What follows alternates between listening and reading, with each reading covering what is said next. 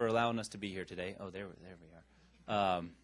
I want to take a second. I'm going to have my team kind of introduce themselves and talk a little bit about what they do. I'll go ahead and start with you, Margaret. Margaret Kelly. I am the National Vice President for the Employee Government Education and Labor Division at Optum Health, part of United Health Group. I'm Thomas Carey. I'm Vice President of Business Development for the EGL team, Employees of Government, Education, and Labor. And I just want to take the time to thank everyone for letting us come in and talk to you and commend you on the great work that you've done already. This makes our life easier, the fact that you've taken such great steps already, so we look forward to having a interesting conversation with you today. And my name's Janie Crosmer. I work under Margaret Kelly and work closely with Tom for local and government entities as a strategic account executive, and I work hand in hand with folks like Dennis Ellis. Before y'all go ahead with that, if we could, why don't we go around the room and let everybody in front as well as behind introduce themselves. I'm Robin Worthy, and I'm the Assistant Director of Human Resources here at the county. Amber Norris, the Wellness Coordinator for Tarrant County. And I'm Joyce Kirk, the Benefits Manager for the county. Tina Glenn, Director of Human Resources for Tarrant County. I'm Glenn Whitley, Tarrant County Judge. I'm Andy Wynn, Tarrant County Commissioner of Precinct 2. Roy Brooks, Commissioner Precinct 1. Gary Fickus, Commissioner Precinct 3. There you go. Jay Singleton, Assistant County Administrator. I'm G.K. Manius. I am the County Administrator.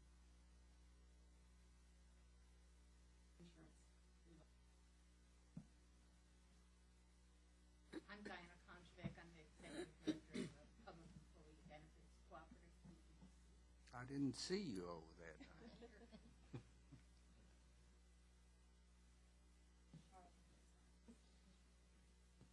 Jeff Nicholson, Chief Deputy County Clerk. Mary Louise Garcia, County Clerk. I'm Stallings, Chief of Staff for Tarrant County Judge Frank Whittle. I'm Paul Wood with Tarrant County Budget and Risk Management. Steve Townsend, Office of Commissioner J.D. Johnson. Norma Guayana, County Clerk, and I'm also on the board. Lisa McMillan with the County Administrator. Also on the board. Sarah Hoekstra with Budget and Risk Management. I'm also on the board. Clerk's Office, and I'm on the Wellness Committee. Jack Beach, Tarrant County Person Agent, Wellness Committee.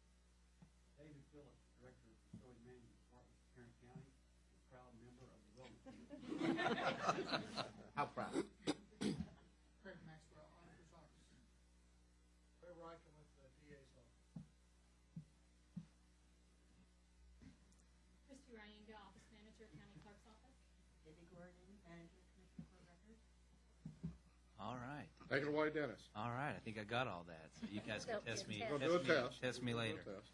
So we wanted to start off, and again, we want to have kind of an informal conversation. I think, we meet, or we have met every year in July for the past 2 years, and we've talked a little bit about the demographics of your plan and about really the sort of the risk characteristics of your plan. When I talk about that, I'm talking about sort of the underlying health risks that are really kind of driving the cost of the Tarrant County benefit plan.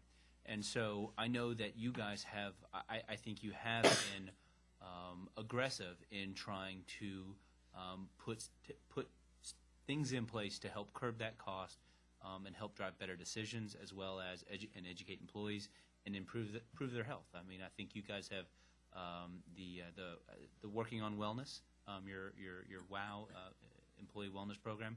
I think it's a good program. When I look at that, I think there's some outcome-based components that are tied there. So, I think we've got kind of a panel of folks here that work with both private and public sector, and I kind of think if I was going to kind of put you guys on a graph, there's folks on the far end here that are really aggressive, and they're doing some things, sort of tying things directly to biometrics. And then there are folks that are giving incentives for things like a health assessment, just sort of simple, do this, get that. And I kind of put you guys maybe if not right in the middle, maybe a little bit towards, sort of the participation-based program. But I think my understanding and kind of listening to Judge Whitley, some of your comments at those meetings is we're kind of looking for ideas to be more aggressive and really to kind of help improve the health of our population, build awareness, understand the resources and tools that are already in place, because a lot of those things exist today. Things like the disease management programs that are already in place under your current plan through the PEBC. So how do we take kind of what exists today? What can we kind of, what are some things that other folks are doing that are more on the more aggressive side? That's kind of the conversation that I wanted to have today. And so I think, we've all kind of got our experiences, but one of the things that I think we've all learned is that your challenges are unique. We work with a lot of public entities, a lot of private entities, and there are different temperatures for what we, kind of where we think our population, what they're willing to do, what they're willing to participate in. And so I think for us to kind of really give you guys some good advice, I would kind of like to hear, maybe take just a few minutes and kind of understand, some of the challenges, some of the things that you really want, what ultimately what the goal of your wellness program would be. We know it's to help lower costs for the plan, but really kind of what, sort of what the challenges maybe that you have with the existing program and why. I know we want participation to be better there. We've talked about that participation, but I want to get some feedback before we start kind of offering up different solutions and things that others have done, because really I think that's what we want to do, is kind of take from our experiences, from other entities and give some suggestions and ideas.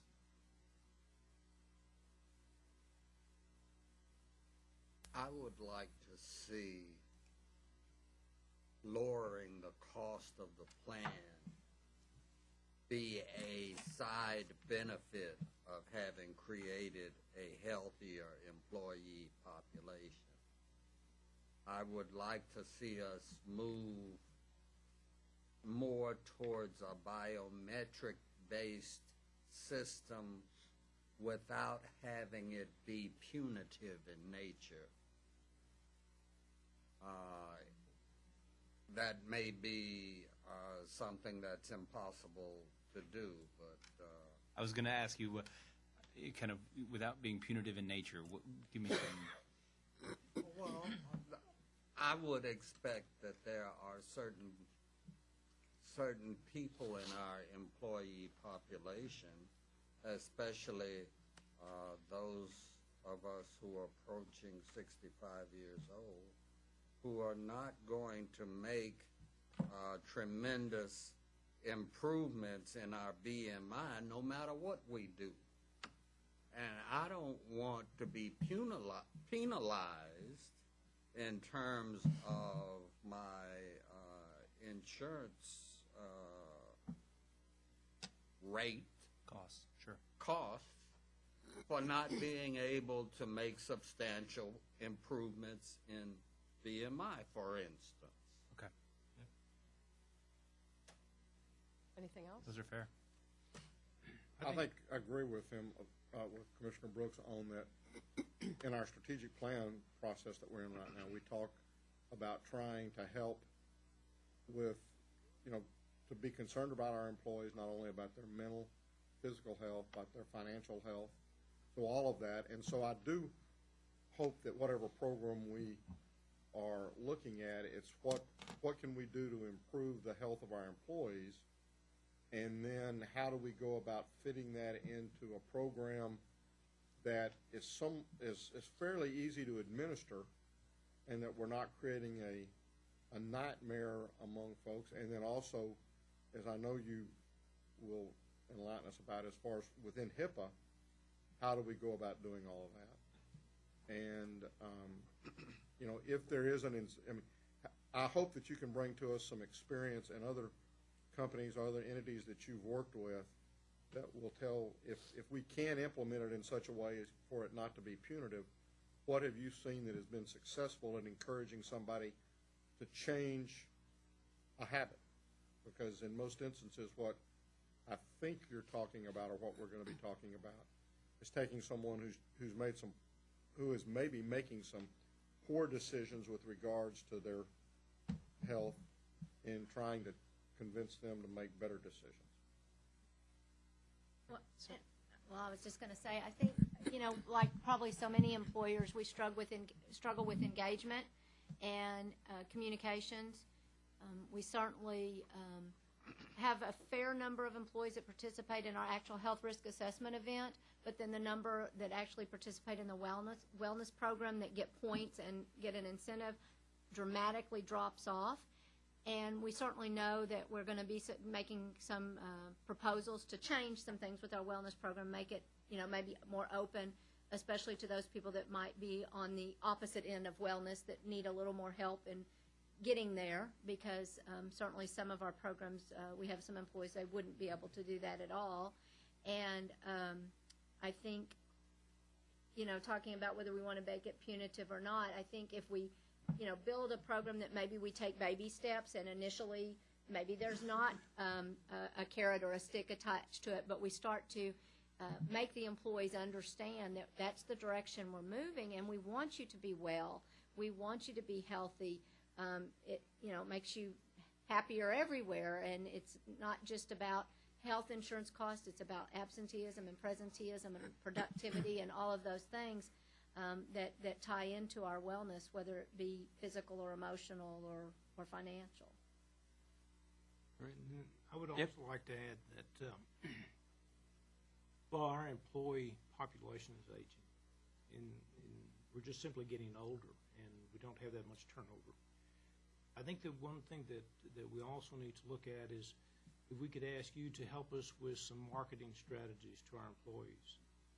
What are some of the best practices that you've seen as far as trying to engage more and more of our employees, and how do we carry that message, and how do we create a message that's actually effective and moves us toward a point that we want to be at? Excellent. And to dovetail on what GK just said, I'd like to hear from you your suggestions from your own knowledge base and what you know about best practices out there in the industry regarding the best strategy to create positive behavioral changes among all employees without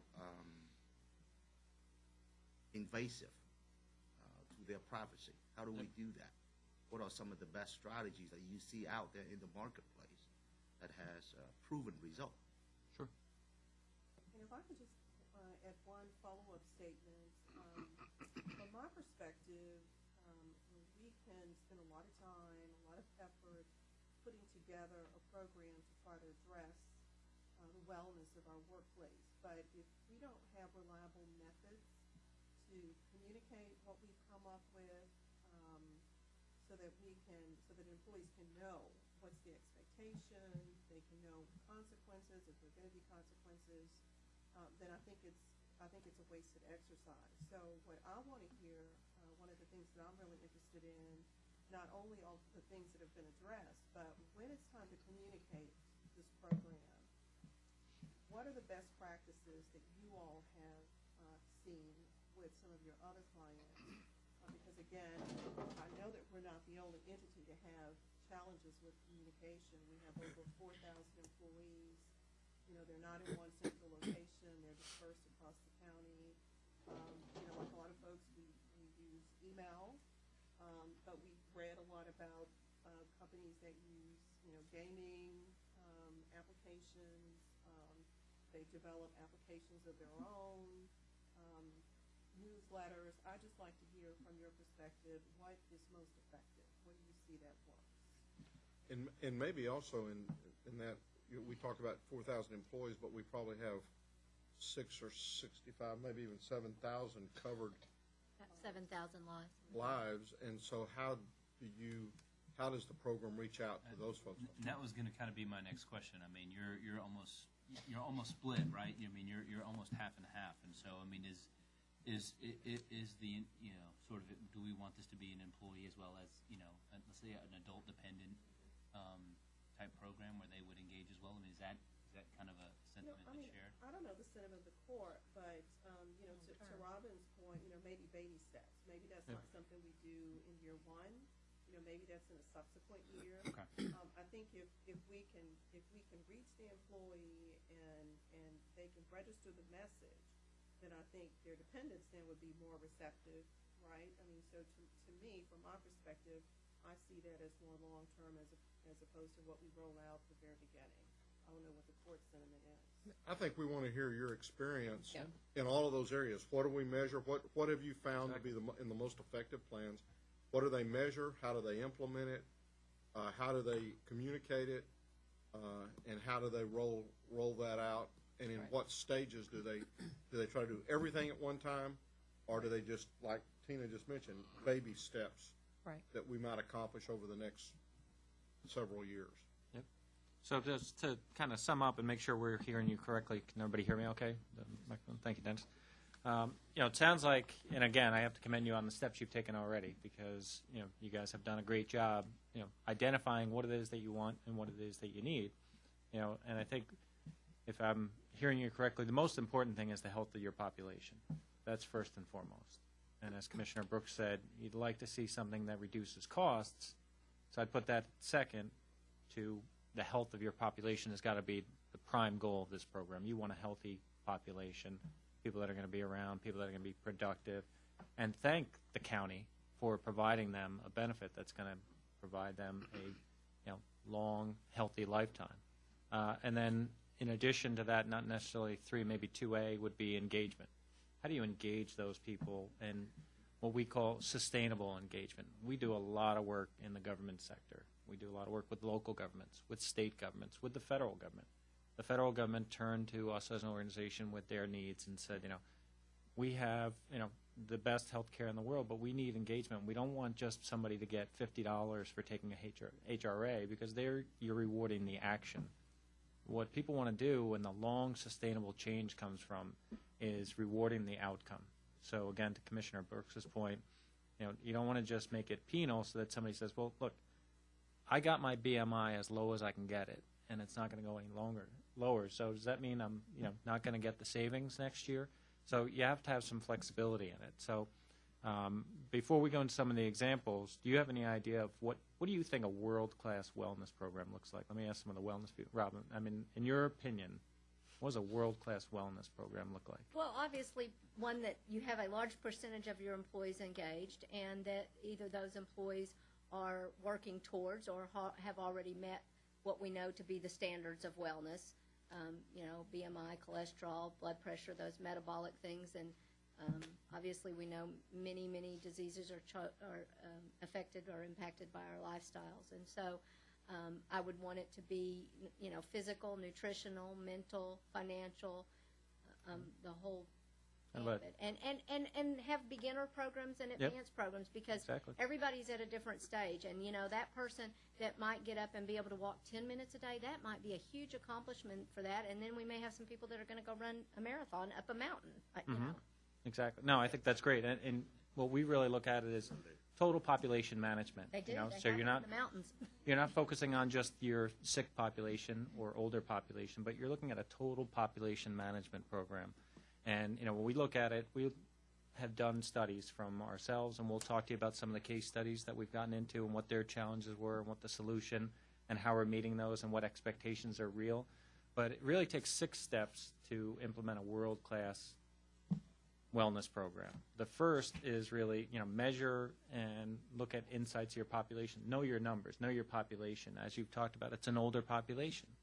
So that's critical. You have to understand who you're working with. The other one you've already started with the working on wellness, build a wellness brand culture. So you've already got that, which is great because people know about that. Now you just need to build on that. The next one is this is key, you got to create a concierge type relationship. So to Robin's point, that person who is a marathon runner, give them something to continuously come back to, whether it's information, whether it's diet, nutrition, exercise tips for that person. And then the older person, to Commissioner Brooks's point, who's, BMI is it's going to stay where it is. They, are healthy, but for some reason, I fall in that category. Every year, my BMI is over, and, I'll talk to you in a minute about what I've had to do, but it's not going to get any lower. To hear it. Because building muscle mass is something that is not going to exactly happen unless I start taking gummies and using the clear and the cream. Well, my doctor hit me over the head with this, because what I did was when I got on the scale, I started kind of inching up a little bit to give myself an extra height. You're like, that's cheating, so that didn't work. But I'll talk to you about another one. So another step number 4 is drive behavior change. And we talked about this. It's, You want the total health, the physical health, emotional health, financial health. Give them, the tools to make that behavior change. And then the other one, which you're already doing, is reward that health. Reward those steps, whether it's, taking a walking program, whether it's, biometrics. Then the last one is really, measure value creation. What's the value you're getting out of this program? And then the last, most critical step that we'll talk to you again about some of our case studies is bringing it all together. How do you bring all these disparate pieces together and communicate this effectively to your population who are, maybe a new person who's coming in for the first time who's hopefully going to be here for the next 25, 30 years, or somebody who's already been here for 30 years, or maybe a spouse of that person. And the way you do that is through what we call I am, I do, I get. So I am is really your data measuring. It's, I'm a 47-year-old male, and my BMI comes up every year over the limit, and, that's who I am, and what am I going to do? And what I do is, the steps I need to take to, lead a healthy lifestyle and behavior. And then I get is the reward that I get for that. So let me give you an example of one of the case studies that we know. Just like everybody else, we're a large organization. We were struggling for years at tables like this, trying to figure out how do we tackle our healthcare costs? How do we improve the health of our population? And, what we did was we put in an incentive program, and we gave people $300 off their insurance if they took steps and, knew their numbers, got their BMI, their cholesterol, their blood pressure, and, if they were in a healthy range and all those things, they got $300 off their insurance. And it wasn't enough. The first year we got 10% participation. It just wasn't enough. The next year they upped it to $600. And again, it was good, but not great. We got about 20% participation. The next year, and this I think goes to Robin's point, is we did $600 for the employee and $600 for the spouse. And by getting the spouse involved, it really changed the game. So now what we've seen is over 77% participation. And we did a few critical things. One, which I really like, and I'll give you a personal story and violate a little HIPAA on my own, but it's okay. We made sure that when you go in and you get your physical and you go to get your points, it has to be signed off on by a doctor. And that does two things, because a lot of people are very smart when it comes to social media and websites and figuring out how to game the system. And by having the doctor involved and making them sign off on it, it takes the gaming out of the system, like that person who's trying to stand on the scale and make themselves an extra inch taller to make the BMI formula work, like myself. It also led to a conversation. So I am in two places with my family and where I live that are very high prevalence of Lyme disease because there's a big deer in the area. So I've gotten Lyme disease over the years. And if you catch it early, you're fine. If you don't, you can get really sick. So in my physical, to get my points, my rewards, it led to a conversation with the doctor, and we changed some things, and I got much healthier and felt much better as a result of that conversation. So I look at the program as if I didn't have that healthy rewards program and know my numbers, I never would have spoken to the doctor, and it changed my life, and it made it much better for me. So the long story short about that case study, by getting 77% participation, what it did to our health care costs over the 3-year period, it went from double digit to zero. So if you think about what you're trying to accomplish with a program, obviously it's the healthier population is first and foremost. You want to engage them as much as possible and have a robust marketing plan, but you also want to reduce those health care costs. And as Judge Whitley knows from counties nationwide, if you look at counties across, there are a lot of different counties out there, 3,000 counties. And, as Dennis pointed out, you're unique, but you're a thought leader, and you want other counties to follow what you're going to do. Counties out there are spending $70 billion on health care a year, and it's going up a double digit every year. And it could be close to zero by putting in programs like wellness. We're not going to definitely say it's going to be zero, but you can reduce that health care cost trend by improving the healthier population, and they're going to feel good about working in an organization that helps them, give them the tools to make it ready for them. And the way you do that is create that portal environment, I am, I do, I get, and let them have some place to go and give them the tools to lead a healthier lifestyle. And in the end, it's going to reduce their health, expenditures and hopefully give them a place to go to. So let me just see if there's any questions there. And I know Margaret was looking to get some questions. I don't know if you had any. Go get them. So in this situation, your company, just the way they did it is they said, okay, if you do certain things or if you meet certain deals, then we will give each participant of the plan this much dollars for doing that. Yep, exactly. So if it was a husband and a wife, then you've got 1,200. What if it was a family where you had a husband and wife and 3 kids? It's It's It's 1,200, just- but it's, so it's the. 1,200 max. Yep. But Is it for doing it or for coming, your numbers coming in within? that's a great question. So, and this speaks to Commissioner Brooks's point. So myself, my BMI always comes over. So I don't necessarily get penalized, but what I have to do, and again, this is a learning opportunity and a teachable moment, as we call it. So what I have to do to get my points, so each thing I do, take the health risk assessment online, that's 50 points. If I'm a non-smoker, that's 75 points. By having a healthy BMI, that's 25 points. You have to get 200 points. And then once you get the 200 points, you get your 600. If your BMI or your blood pressure doesn't come in with a healthy range, it's not that it's penal. You have to engage with a health coach who can educate you and help you get to a healthy range, whether it's blood pressure, whether it's weight, whether it's your BMI. And again, my BMI, just because my height and weight, it always comes up at the top of the range or over the range. Has anybody thought about, I have not talked with, I've talked with very few people whose BMI were not way out of line. Right. Has anybody ever considered reconsidering what BMI? Moving it up from 30? Someone Yeah. a health consultant suggested to me just a few days ago that a better measure than BMI was percentage of body fat. Yeah. Yes. A much more Yeah. accurate, I agree. Yep. a much more accurate description of the body content versus BMI. So then why does everybody, why is BMI? I would say BMI, who's benefiting from the BMI deal? Because somebody's. it's easier to measure because it's just height and weight. You don't have to do a prod to get that. So that's probably the easiest one. But again, to our program, we don't make it penal. We make that person engage with a health coach. And what that does, it's like having the conversation with the doctor. So again, with myself, we worked on the BMI, but we also talked about other things. So our health coaches are people who are certified, certified health educational specialists who can talk to you, and it's holistic. It's one-to-one coaching. So they're going to get some history from you. They're going to find out, okay, so you want to work on your BMI, but what else is going on in your life? And they're going to talk to you and help you and educate you to get there. So, you don't have to get your BMI down in 30 days, but you have to engage and complete a coaching program. And it's a So series a year of later, you still got the problem with BMI. I do, but by engaging with a coach, I got the points.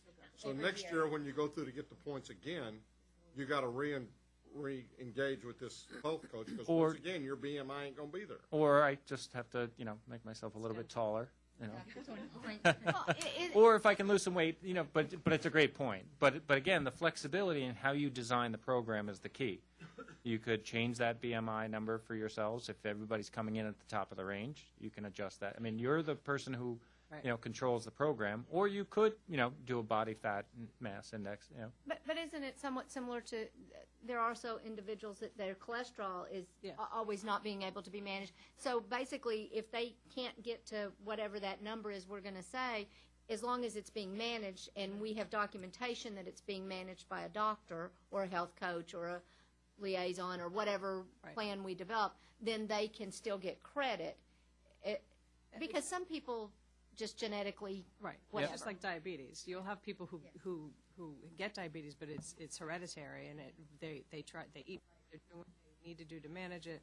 They're taking their insulin if they need to do that, and they're always going to have diabetes. But what you want them to do is be aware of it, be doing what they need to do to take care of it, and not, getting worse. So they're always going to have it, but you then have them do an action towards nutrition. Healthy, exercise or whatever it is that will help them maintain their diabetes and not have it get worse. So it's not a penalty, it's just taking an action towards keeping yourself as healthy as you can be. Mary Louise. We had a question at the back. So the life coach or the health coach, is that something as an employee I would pay for myself? No, it's part of the program. It's part of the program. So it would be something that we could consider building in, Be like part of the wellness program, I guess, or built in with the benefits, however we decided to. Exactly. Right. Yep. Employees' time, on their time, they would go see a coach,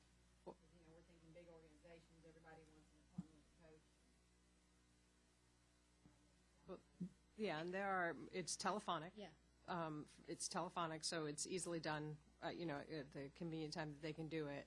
There are programs that we've had organizations put into place where we have on-site wellness coordinators who actually, if you have populations that are large populations in one area, we will sometimes put a wellness coordinator right on site. And what that does is it helps with the communication issues. And I wrote notes as you were all talking, and communication and marketing and how do we communicate this reliably, it came up several times. So that's another thought you can do, another way that you can do it. But the health coaches are telephonic. They can call them pretty much anytime. You schedule appointments, and then you have ongoing calls with that same coach. So you're always working with that same coach. I think what we're giving kind of recommendations. So you again, these are programs that you customize. That you say, okay, well, I think a non-punitive alternative is this. I mean, but it's important that right, you have to have that exist, right? That's how you get around the individual who just can't get their cholesterol managed for hereditary reasons, BMI issue. I think that's how you keep people from becoming disenfranchised. Well, I'm never going to get it, so why do I even try? So the ultimate goal is they either meet those standards or have it managed by a physician that then gives them credit for, or a coach or something that then gives them credit for at least being on top of it and doing the best they can with that particular ailment or whatever. Okay. Exactly. And you can, we have different coaches who specialize in different, disciplines. So if, for argument's sake, you had a large percentage of people who smoke and you really wanted to, put in a tobacco cessation program, there are coaches who specialize, who have been trained at the University of Massachusetts, who specialize in tobacco cessation. And, if we could educate you with that. So it's a specific type of coaching call. There are other more holistic coaching ones that are going to talk to you about, here's what you need to do to lower your cholesterol. Here's what you need to do to lower your BMI. Or you could have, healthy back, if it's a back problem. So again, as Dennis said, you can customize this. What we're trying to do is just point out, some of the things that have been very successful in case studies that we've seen of organizations who had very similar challenges. Their goal was improve the health of my population. Help me market this program, and yes, I want costs to go down. So marketing is the key to the program, as Margaret touched on. You can put some on-site people. You could have on-site staff who are there to educate and be a resource for people. And there's no one-size-fits-all. And what we do is take a multimodal approach. So it's communication, so it's visibility, it's posters, putting things in common areas. It's email, in social media, is obviously growing in every organization, every city, every country. So it's putting things in social media. And then there's challenges. So you could organize a challenge between different groups about, hey, we're going to do a walking challenge. We can track all that. So the nice thing is that, if I look at what you've done with, your wellness program, you've got the brand, you've put it out there. My guess is it's taking someone a long time to manage this. I see the smile. Yep. And you're overwhelmed. It's hard to manage for, close to 7,000 people, be that resource. We don't have the participation at that level. Right. Well, and right now, we're struggling with. And the biggest concern is we're talking about marketing, communication. From my perspective, here's the kind of a hurdle. Mm-hmm. So we put things out in email, but because so many emails go out, most of the employees delete, never look. Right. Because there are a couple of us who have access to email everyone, and so our names are similar, a couple of us, so they just start deleting, and they're honest about it. Hey, I'm deleting. I'm sorry, I deleted that. If it's not the email, then we send things out, try to, posters. We have developed a WOW website that is an internal website. Unfortunately, the external website we have cannot keep up with how elaborate the WOW website is and all that it can function, because the WOW website has a capability to house the entire program, keep up track, and communicate back out, play things. If you guys have ever used SharePoint, it has a whole lot of capabilities. So as an employee of Tarrant County, I can go out to the internal WOW website and know, okay, I've earned 4 points or 5 points. We are getting there. That is just a beginning option this year. So the challenges are integrated and built in that they can see that portion. things that are documents that are actually uploaded, they can't see the point, but they can see that it's been uploaded. So they should know that they get points. So we're working towards an electronic tracking system so that they can go and see at any point where they are. But again, the hurdle with that is it being internal. So you must be at work and at a computer. Unfortunately, a lot of our departments don't allow internet access, or they can't get to a computer. So that's our largest hurdle with it, even though it's a great tool. That a couple of our largest departments that have our largest participation, due to their job, they really can't get on the internet. And I understand, but that is a big hurdle. So, they can't get up, they can't roam around, So it's getting them to want to use their lunchtime to find a place to do that. How can we maybe get them more involved and make it easier for them? So the website that we have it tracks everything. People can go on there. There's a dial that shows them where they are in their progress, how many points they have. There's a number of, you can look at those different data aggregators. I think there's a variety of those in the market, and I think when you guys, if that's to decide if you want to go external, you can do that. I think the biggest, one of the things that I know is a challenge, right? So when we talk about our organization, we're 80,000 people with a good number of us with a laptop or sitting at a desk, right? Very different from a streets and sheriff's office and all of those things that encompass your population. And so what other folks that are in your boat, what they have done is there's two things. They have finally said, okay, we have to make this this is a top-down, as a department head, as a department lead. You're going to give 10 minutes of your monthly staff meeting to our wellness person, and they're going to talk about this, right? They're going to get it out. Various, on-site resources are really critical in public entities because of what you just described. So, I think, those are things that, and I don't know. I don't know. I know that's a very difficult conversation to have. If you could, I don't know, we've been kind of pelting you with questions. Could you take and maybe describe some of the success stories, or give us a couple of examples of success stories, if possible, obviously, in the governmental area, and just tell us, here's what they measure, here's how they started it, here's where they are, and what some of the results may have been? You know what? I'll let Tom and Margaret talk about some of the national success stories, and then I've got some, because I'm kind of more local here that I can kind of some peers that you probably interact with on a regular basis. Sure.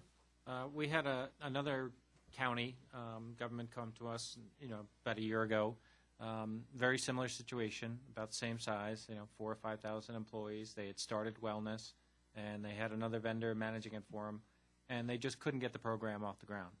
They just couldn't get the utilization to a point where, they needed it to get to, and the website that they have was not meeting their needs. So we came in, had similar meetings like this, talked to them about what they wanted to measure, what their goals of their program were, put in the portal that Margaret was talking about, and really put together a robust marketing campaign with them, with email reminders, calls, top-down approach from, county executives reaching out.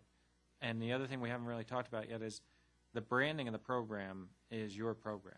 So when somebody goes into that website, the first thing they would see is the WOW, working on wellness. So that, it's not that we would come in and take the branding away and take all the credit. We're behind the scenes helping you drive the program. And what they wanted to do was, their number one goal was increasing utilization of the program. And how can they get more people to do it? And they didn't really change too much as far as the incentive. They were ready to do an incentive, but restructuring it and doing it very similar to the case study that we did at United Health Group, they were able to get utilization up to over 40% the first year by having a tailored communication program, by putting feet on the street, having on-site health resources there to educate people and assist the leaders like yourself at getting the word out, and having a portal that they could go to track that information and keep that. And now it's a long-term program where people are going continuously. So they're not just going once, and this is key. You don't want to just have them go during open enrollment and fill out the health risk assessment. You want them to think of that site as something that they go to continuously. Sometimes it's to go in and track their points.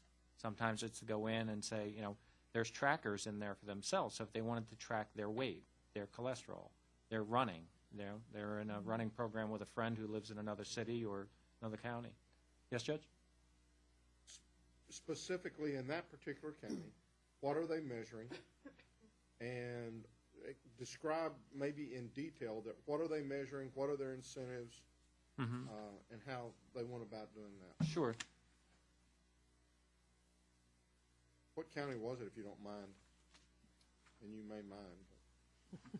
So what they were looking to measure was they wanted to get more people into their clinical program. They wanted to do more biometric screening, more health participation of a health assessment, and lunch and learn participants. So from March 1st till August 1st, their members touched went up 24%. The biometric screening participation went up 80%. The health assistant participation went up 90%, and the lunch and learn participants, more than 1,200 people, out of a population of about 3,700. What drove that increase in utilization? Did they pay them to go to do those things? No, it was all done by getting the people to on-site population health consultants out there to get the word out. So their biggest challenge was marketing of the program. And what we really helped them to do was bring in on-site presence and have people there who could educate them during lunch and learns and let them know when they came there they were going to be able to do that. It was Of course, we have lunch and learns and don't provide the lunch. They have to bring their own. Do they come? No.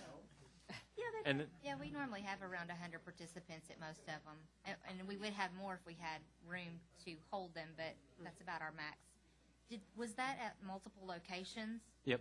Okay. Yeah, they had more than one location. Do you know how many sites? Because we have a lot of sites that have maybe 15, 20 employees or less at some facilities. So again, it's hard for them to drive. So I don't know if maybe they just utilize coaching telephonically or.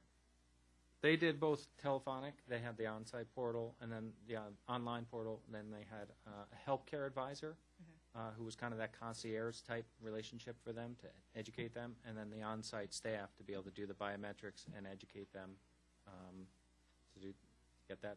And then they did a branding of the program, Take Charge of Your Health, is what they called their program.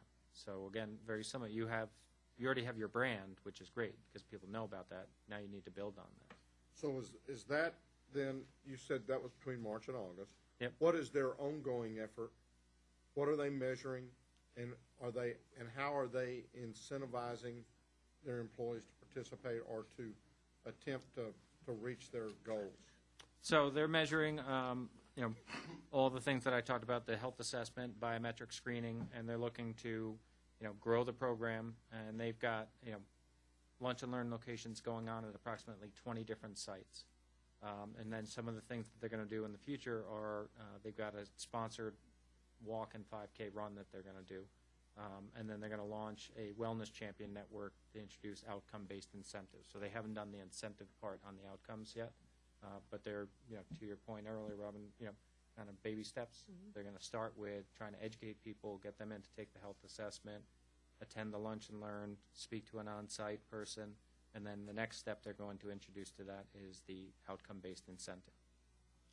How did they get the buy-in of the department heads, especially those who are elected officials? They were a part of the program to, much like yourselves.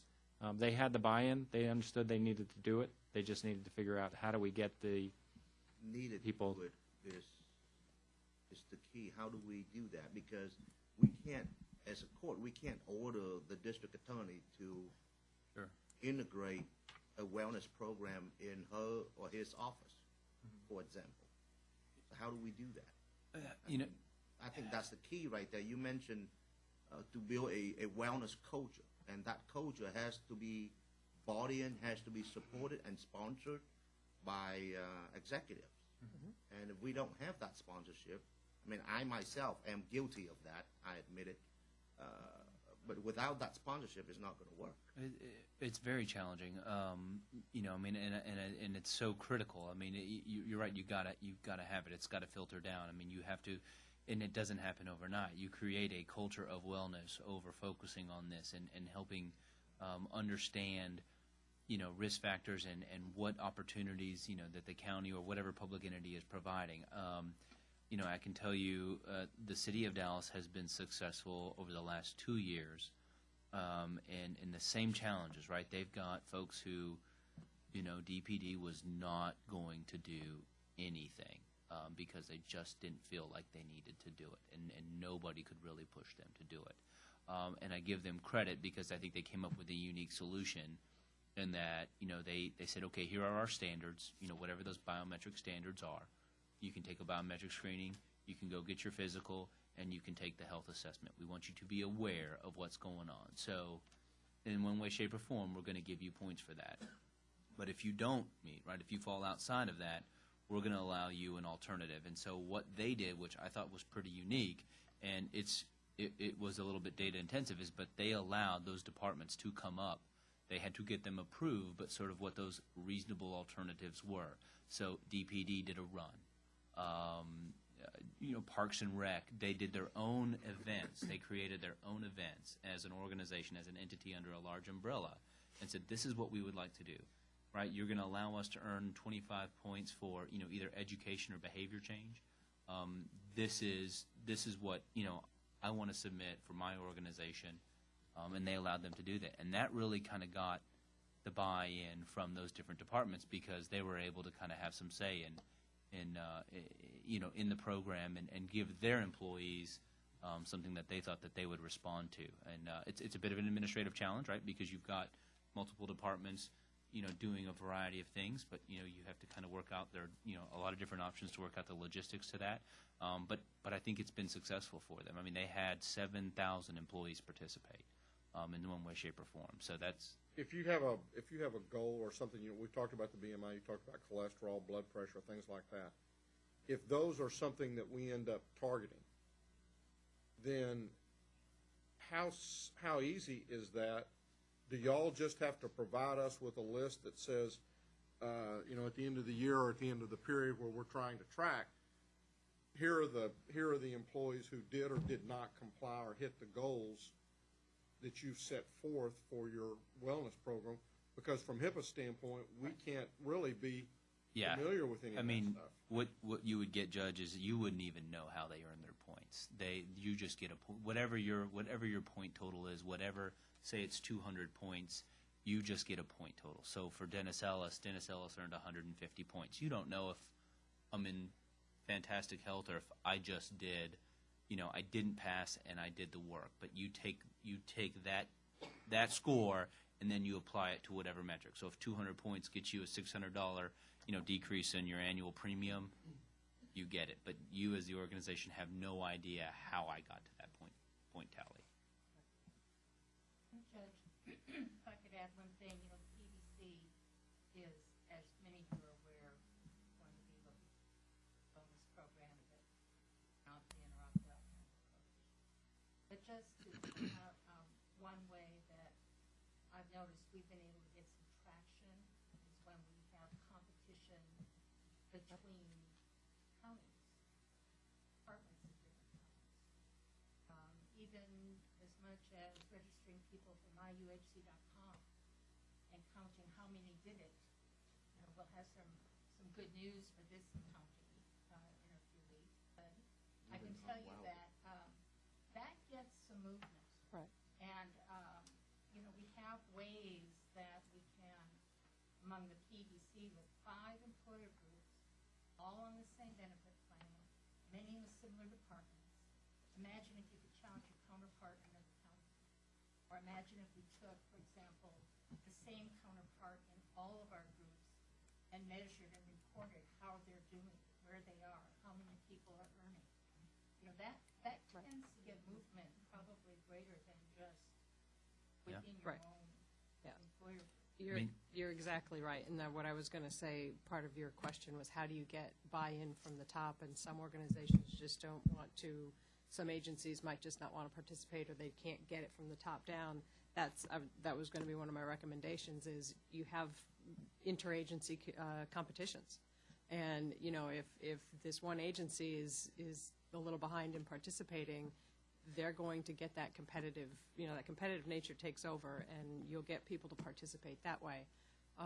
And you can also then have wellness champions throughout your organization. So you've got a lot of people here who are on your wellness committee, and if you've got somebody in a particular agency that the agency, again, you're not getting the buy-in from the top down, if you have a wellness champion there to help drive it up and keep trying to bring in that executive level, that's going to help as well. And we, help people be wellness champions all the time so that they can then take it and spread it out through the organization, kind of like a grassroots movement. So it keeps the buzz going, and it keeps it out there. In a self-insurance plan, if we're saying, okay, we're going to go into the wellness program, we set our premiums every year to at least attempt to cover all of our costs associated with that. In the situations where you've seen companies implement this, where there is going to be a payout, how do they increase the premiums, and then through the incentives the employees can bring those premiums down, or do some of them set the premiums and then penalize for failure, and then because you still have to set the premium at such a place as to pay to cover your expected costs? I mean, typically, I've seen the goal is you've got. I mean, it will vary, but I think everybody starts out, if they're going to go down this path, is we know we're going to have folks, right? It's like good drivers and bad drivers, right? We know bad drivers pay more for their health, for their insurance. So I think sort of the mentality is we're going to fund our program. Excuse me just 1 second. What happens when we go in and out of a quorum? Do I have to do anything in the meantime? I'm sorry. That's okay. But I think the intent is to sort of say we're going to have the folks who are not going to participate, who are going to choose, okay, this is not something that I want to do, to kind of subsidize the benefit that's given to those that are willing to participate, that are willing to sort of take an active role in managing their health. I think that's the goal. It's a bit of a challenge. It's kind of to do that and do that accurately, we can look at different participation levels and kind of give you an understanding. If you were to set some sort of parameter, typically first year, like Tom mentioned, will we get 10% participation? Of that 10%, how many people achieved full points to this dollar level? But the mentality is you're going to have the folks who aren't willing to take the time to invest in these resources that you're giving them, and have them subsidize those that are. Are most of the cash incentives just that? They're cash, or are they given to them in other? Is it a reduction of premiums? Is it a cash check that they get on a salary that they get? Is it a contribution into a flex plan or an HSA? Or it can be a multitude of things. So it's however you want to set the program up. It can be all of those things you mentioned. It can also be it reduces your deductible. You can actually have people after they participate, reach a certain level, their deductible drops by $100, or and some if go the punitive route and they increase their deductible if they don't complete what they need to complete. You can do a gift card that can be produced and sent to the member and participant once. Which seem to be the most effective in your opinion? It really depends on. It's really unique to your population, and I think what they will and what'll generate them to be excited about it. Go ahead, Jen. We've had some folks that have done half a day off of work, full day off of work for just, or even as simple as, believe it or not, we've had folks get a water bottle that just for participating in something. Something as simple as that sometimes motivates people because they'll say, oh, how did you get that? So it really, really, really depends on your population. Yeah, most of your peers in the state locally, I think they're doing premium contribution differentials. They're doing Can I ask? Yeah. Premium contribution differentials are very emotional, and they take on a life of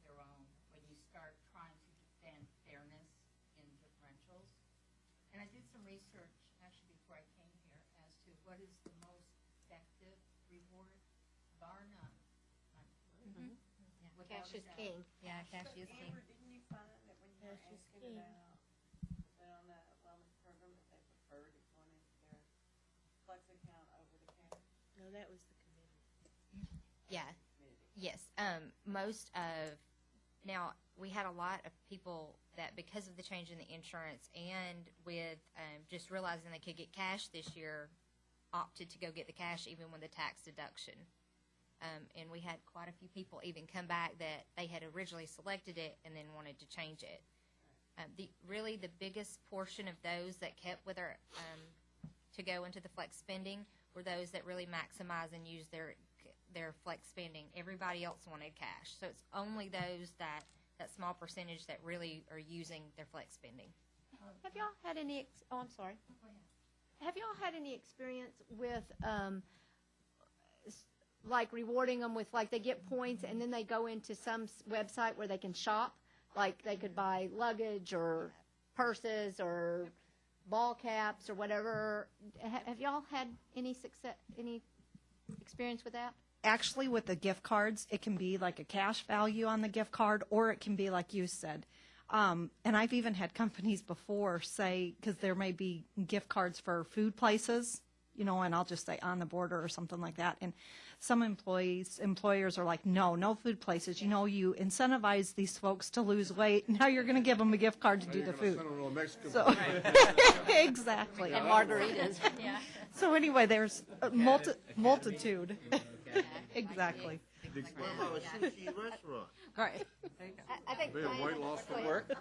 One of the key things I think I heard earlier was Commissioner Wynn say the simplicity of it is going to be very important. And I can tell you in our complex flexible spending, limited purpose flexible spending, HSA environment, it's simple. I think, you know, we have had some conversations about the possibility of removing the incentive to the flexible spending account for a variety of reasons. Certainly, what Diana says, and just the administration part of it from both the county payroll and PEBC, it's very challenging, and just like, you know, cash is king, and who's going to complain about getting cash, yeah, right? I mean, I think ultimately I don't think it, you know, however, whatever the mechanism that you choose to reimburse or reward, I don't think it's as important as the dollar amount, right? I mean, when we were doing $100, we would get a certain amount of participation, you know, and then there is you know, it does peak off, you know, but I think there's a lot to be said when, you know, we went to the differential of $600 for an employee or $1,200 for a family. That really, you know, changed the game as far as participation. But, you know, I would say that if we had our program set up in such a way, let's say, for example, that it ended with our fiscal year, September 30th, and you had to make a choice within the next 3 months as to whether you wanted that paid to yourself in cash, whether you wanted it put in an HSA or in a flex spending account, and that would then be done on January the 1st of the following year, then that allows us time to make our decisions as it goes in. Doesn't quite work that way. Sounds good. The deadlines are much shorter than that. We, you know, right now our wellness plan year, we usually finish up our health risk assessments, which is the end of the plan year, and everything has to be turned in August. Well, then the wellness person is scrambling, and then, you know, now it's Amber to get that all into the benefits folks that can then get it on the eligibility list, and so we don't have the luxury of saying, oh, we can really go till November. It really has to be in September. Really short time frame. But these are your imposed. I mean, there are issues regarding the way it's done, but if we can make the administrative part of it, if it goes to a point to where they give you, we're in the year at September 30th, and y'all aren't doing that, but they're giving us a list that says, here are the folks who've made the points. Now we know what the dollars are, and then you send out something to the employees that said, okay, as of October the 1st, we've been notified that you qualify for X amount of money. Yeah, And you've got, as you make your enrollment, you're gonna have to pick your incentive, and we'll pay that as of January the 1st, which is, 90 days from the time that the program ended. But see, that's the thing I'm saying. Y'all would need to help, or whatever we knew. It has to be flexible enough and easy enough not to create accounting, but we can set the plan year whenever we want to set the plan. Yeah, certainly we can. We can adjust our wellness plan year. We just will have to have some discussions about that. And absolutely, the wellness plan year, for whatever reason, was set the way it was many, many, many, many years ago, and that doesn't mean it can't be changed. That cash is king, but if I knew that ahead of my enrollment time, I would choose to put it in a tax-free vehicle versus in a. And if I put 1,000 over into the HSA, then that's 1,000 I don't have to put of your own. Of my own. Right. And some people may want the deductible option. Well, but I don't know about the deductible option, because that does get into our partnership with PBC and part of the plans, and so I don't know. Let me just say this: when we have our meetings, there's really nothing off the table. Okay. There will be a reward analysis that we're looking at, identifying which ones what causes them to be so difficult using, so people can make a good choice. But the key is there'll be a menu of rewards. Some groups are sensitive to giving rewards that would trigger income tax, even if it's, a fancy water bottle or something. So, there has to be some sort of mechanism to measure it and let people choose. You can choose whichever rewards you want, but what you can't do is really change the timing it takes to have your annual enrollment accurate. Right. And so if somebody, even in the best of cases, I agree, somebody might want to put that money in an HSA rather than just take the cash, but and avoid the tax on it altogether. But we're not talking about thousands of dollars. And is the tax on, let's say, $300 to $500 worth the impact to every employee? As far as getting that information in, those are the things that we want to look at. Nothing's off the table. We just want to be sure that we look at it collectively so we can set a menu, and if you opt in, these are the rewards you get. Is it likely that the things that we might identify as the points that we want to measure, because you mentioned that in different entities it would be different things, is it likely that each one of the entities that is a member of PBC will be wanting to track the same thing? And give us some examples of what, we've asked a little bit about that, we've talked about a few, but several years ago we talked as a court about potentially penalizing smokers, was the particular. And my sense of the feeling of the court at that point in time was, instead of just doing one, let's do all, let's identify everything in the beginning and let's start everything at. So what might some of those things be? Because I think as a court, that's going to be part of the discussion our folks are going to want to hear is, is it just smoking, or what are some, you've mentioned cholesterol, blood pressure. We've looked every July at the risk factors, and we suffer as a region, right? We suffer from, diabetes is a weight on everyone, not just within the PEBC, within, our state. It's a challenge. So I can't envision, just based on looking at your data over the last 2 years, a scenario where you're going to have different focus points. I think it's going to come back to, helping people understand and be aware of their health risk with regards to BMI, blood pressure, cholesterol, and glucose. I think those are fundamentals. That's where the conversations start, and that's where the conversations start with everyone. People have different sensitivities around smoking. I think, you could get some, just depending upon, just different dynamics. You could have some people who want to focus on that. You could, there may be others who do not. But I think fundamentally, the biometrics, health assessment, if you look at any of the successful long-term health programs that have driven results, they're creating awareness through those mechanisms, and then they're encouraging behavior change. And that behavior change I think varies depending upon the alternatives that that those entities are willing to kind of put in place, but they're consistencies, right? Health coaching, health education. You guys can choose how you want to deliver that, but those are the fundamentals to any program that any of us up here have ever put in place. We've talked about health risk assessments. We also talked about having the doctor sign off. Speak a little bit to our annual physicals the substitute for the health or risk assessments, or not, or because several of the folks do not get the health risk assessments through us, and the reasoning is, one, my department head won't let me off. It's not done convenient to where I'm at. I have a physical. Why do I need the health risk assessment? Right. Yeah, so we use the health risk assessment as a complement to the physical. And the way we've designed the health risk assessment is taking it through the portal. Yes, for those people who don't have internet access, you can do paper, but that is really the exception. We have very few that do that. But we can meet that for those people that need it. But the nice part about doing it through the portal is they can do it whenever they want. If they have 10, 15 minutes to do it at their office, great. If not, they want to go home and do it in privacy and have some of their medical folder and history with them, even better. But we use it as a complement. So the doctor is going and helping them get that physical, having a conversation with them, hopefully, about their history and what they're going to do to manage their health going forward, looking at those 5 numbers, BMI, blood pressure, cholesterol, blood sugar, weight, et cetera, and then using those two in tandem. So we rarely, if ever, have seen them as one taking place of the other. I want to make a point of clarification.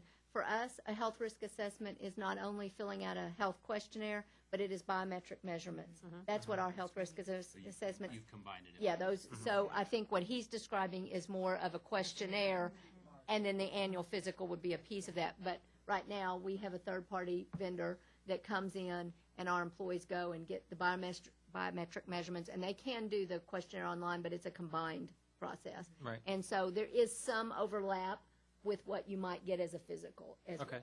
Yeah. And the nice Just part is, point of so the clarification. doctor is going to help you manage those numbers, right? The numbers you need to know.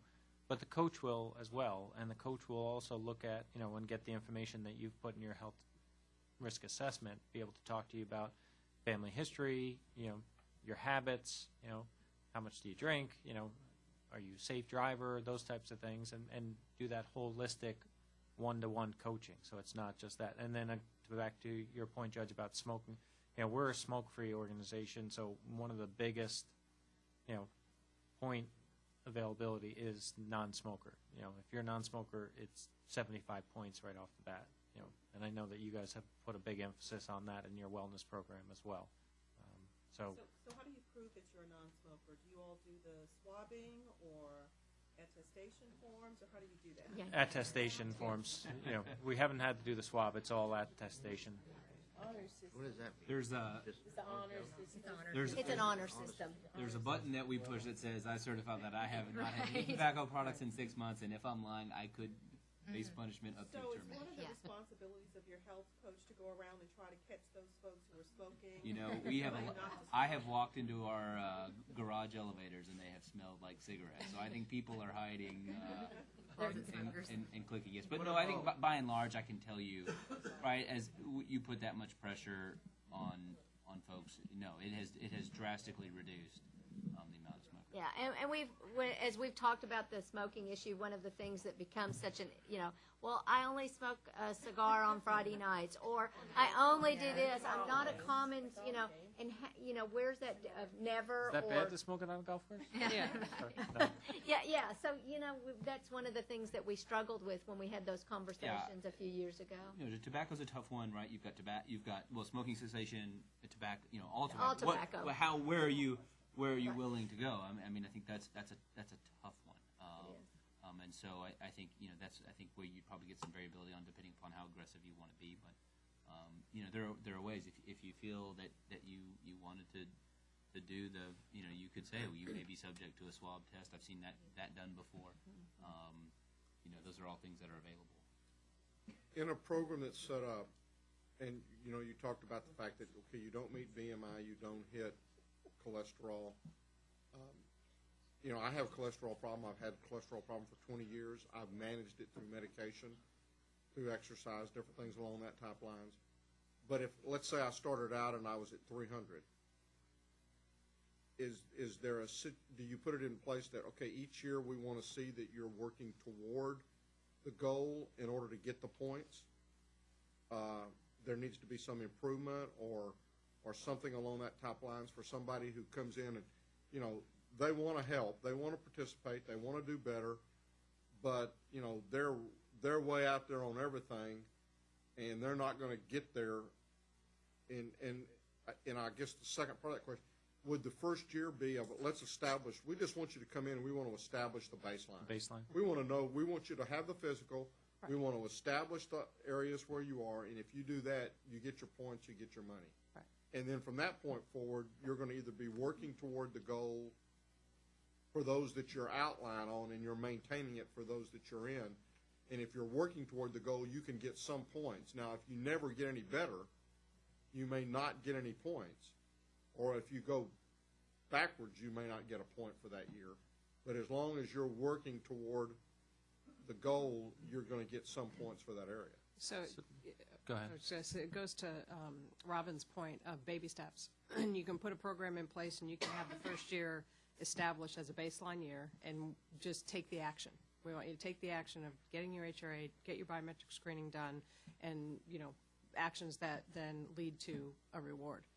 The next year, your plan is that now you've done that, you've taken those actions, you're going to have to attach an outcome to it. So then you're going to want to start seeing that BMI drop or the cholesterol drop and things of that nature. So you can put it in to progress over time. I have an entity right now, a state entity, that is revamping their entire health and wellness program, and they're putting in place a 6-year program with then 2 years tacked onto that. So they're really looking at 10 years. And each year from year 1 to 2, 3, 4, the program changes, and you have to do more and more each year. So, I mean, they're taking a very long-term look at it. But you can take a look 3 years if you want, you know, and say this is how the program's going to progress. And the biggest part of that is let the population know now that that's what you're going to do. So let them know, first year, hey, we're going to make it easy. This is what we're going to require you to do. But the second year, be ready, because then you're going to have to do more or, you know, show outcomes in order to continue to get your rewards. Or potentially have alternatives. Correct. Right, or alternatives, exactly. Identify up front so that people are Right, aware. because some people will meet all the criteria. Right. Their BMI is great, their cholesterol's great, their blood pressure's fine. What do you do? Or the stage of life changes, as Commissioner Brooks said. So, Right. But, you know, as you enter different stages Right. in life, the rules change, the criteria change. So Right. it's not just, you know, measuring Thank you. from 1 to 10, this is what you have to be at. There's lots of moving parts.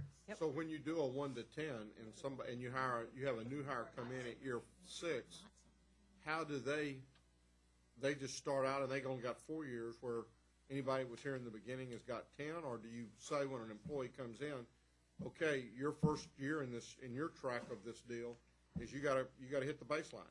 Well, it's interesting. I also have a school district that is looking at this as an issue they have, because when they bring on staff, I think they ran their wellness program year to, you had to do and complete everything by July 31st. But then when they hire for the next school year, when they're bringing on people, if they know they have to hire, they're hiring them in August. Well, they didn't have an opportunity to participate, so now they're looking at extending that through September, or having new people who come on only have to complete an HRA that first year that they're there, right? So the new people coming in just have to do, you know, because they only came on, just complete an HRA. Then the next year they're there for the full year of the program. So they're actually finding this very difficult to try and figure out how they stagger their Well, and from your from an administrative standpoint, now, because I may be thinking about this wrong, but I'm thinking that because most of the stuff we're talking about are HIPAA-protected numbers, that most of that administration is going to occur behind the firewall instead of in this side of it. Right. And so how much more difficult does it make it if we say every employee is going to be on a 5 or a 10-year track, and the first year is going to be this. And so now not only do you have to determine where they are, but you have to determine how long they've been there. And then, okay, this is a first-year employee, so all they have to do is get a physical. Oh, wait a minute, this is the third year. Right. They have to have, from their baseline, they have to have made this kind of an advancement if they've been outside. I mean, how difficult of a...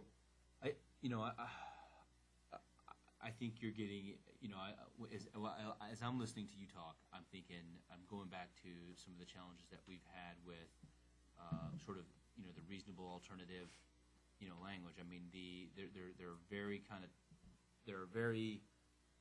that is very defined in the Affordable Care Act legislation, sort of what we can and can't do and how we administer that. So I think, I know where you're going. Someone saying, okay, we're going to give, sort of put this out on a, but I think if, and I'm asking to be corrected if I'm wrong, but I think if you're saying, okay, well, you've been here, you've been on our plan for 5 years, we want our goals to be here, and you've been on the plan with a long enough tenure that this is now the expectation, you didn't meet this particular biometric, you no longer get the incentive.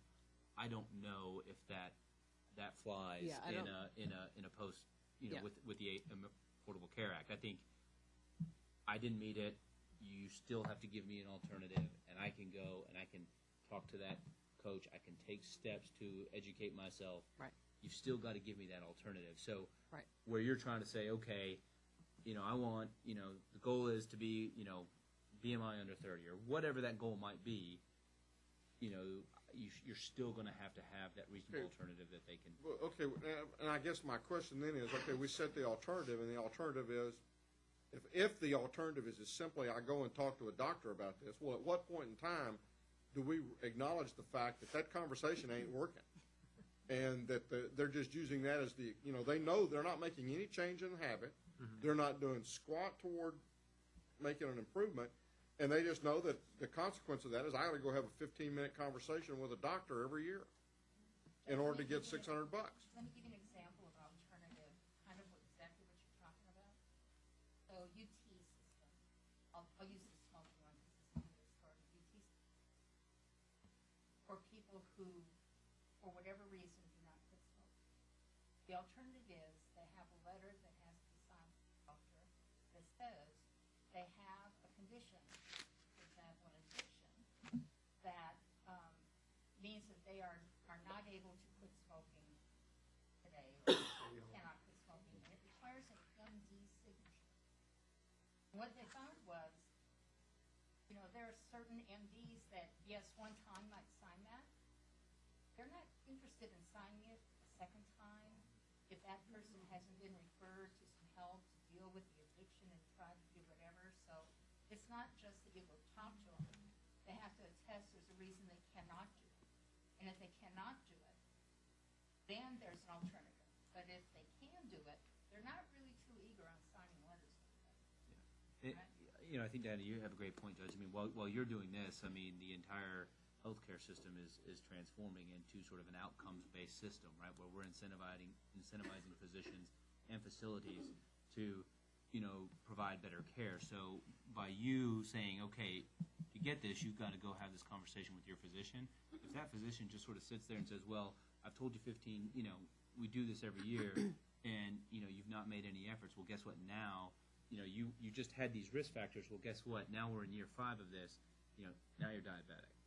And now you've got to do these things. And it's my job to make sure that you get this type of care. And that's ultimately why you're putting this in place, right? Because right now that guy's going along. He's undiagnosed diabetic, and he's going to be your catastrophic claimant next month, right? So in a situation where you're frustrated by this individual who, doesn't meet your criteria, consistently has not put out the effort, but your program sort of incentivizes engagement with the healthcare system, with health coaches, you're still going to get some return for the investment that you've made there, because you're hopefully going to get them into a system that's motivated to get them the care that they need and not have them become this catastrophic claimant that's hitting your plant today. I mean, I know where you're going, and I see the frustration, right? I put it out there. I'm giving you everything that you need. I'm willing to fund the health coach. I'm willing to do these things as an employer to help you make the right decision. and you're just not going to do it. But I still think in the situation, you know, you encourage engagement in the system, and you've got to hope that the system works. I mean, and again, the system is transforming as we have this conversation to sort of incentivize that type of participation. So, I mean, I don't know if that gives you any comfort or answers the question, but I mean, I think that's the benefit to what you're looking at there. I think it'll be, a lot of it'll be in the determination as to how strict is the alternate. Right. Yep. Right. We have a question. We have a question in the back. Okay. When you were talking about the program that we're talking about now, where you go to a coach, you said you had to get up to 200 points. Was it an all or nothing on the $300 or whatever, $600? Because I mean, right now we can have a program where maybe you don't reach certain goals, so you don't get the whole amount, but you get a different level because maybe you only got. No, you're. Yep. Yeah, no, you're right. You get partial Yeah, points. you can get partial credit. Yeah. So out of you have to get the 200 to get the full 600. So if you got, I think it was over 150, you know, you got, you know, about half of that. I think you got 300. So. Going back and getting counsel and they don't ever make it, then maybe they don't get the points right for the BMI. Exactly. So, but they still get something because you don't want to just have it to, you know, some of the points made earlier that it's just so punitive that people are turned off on it. You want this to be a positive program that they're going to come back to, not just one year, but something that they're looking to continuously. There's also a way to earn points, other points such as, like you were saying, the stages of life. Women that have to get pap smears or that have to get mammograms, or when you get to a certain age where you need to get a colonoscopy, that's also worth points too. So if you're not going to earn your points, let's say for your BMI, you'll be able, if you go get a colonoscopy, then you can earn your points that way. That ought to be worth a lot. That's 1,000 points. I have a question.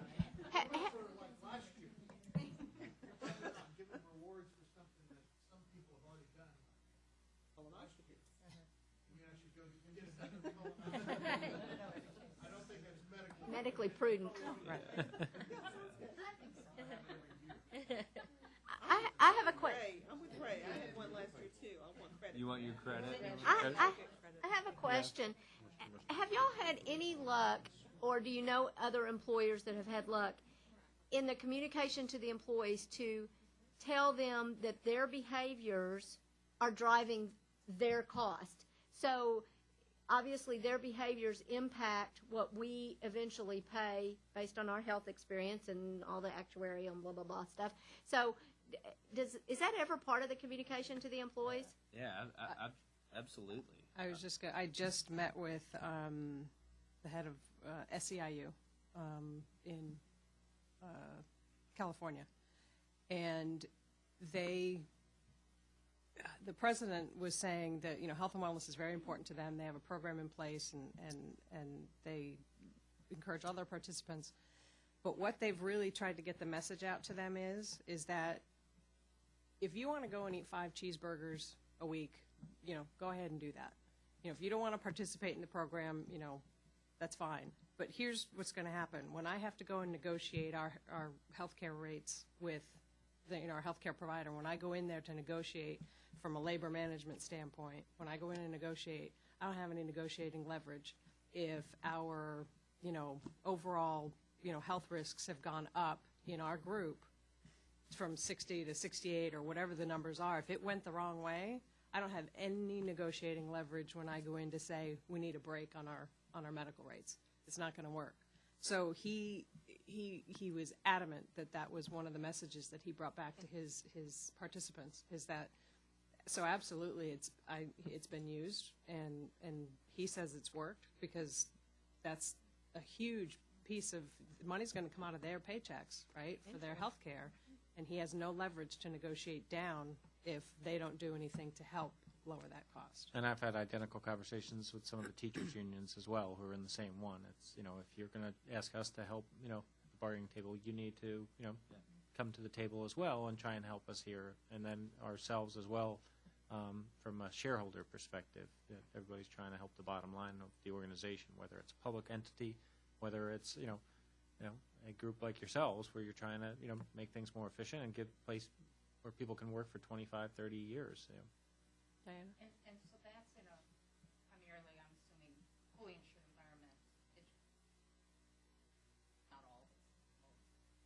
So when you have a self-insured environment like Tarrant County, where they actually step in the shoes of the insurer, so to speak, then you couple that with the arduous pieces of healthcare reform and the that are affecting just what can be in the plan before taxes could be assessed. You're probably going to see plan designs that are pre-rich pared down a bit to get under a certain threshold. But wellness is one piece that isn't going to really be affected by that same paring down. So it's almost like the opposite effect. As we have to pare down and tighten up here, we can increase on the other side without any negative impact. That's the message I think that we have to lead into this, because there's going to be no choice in that.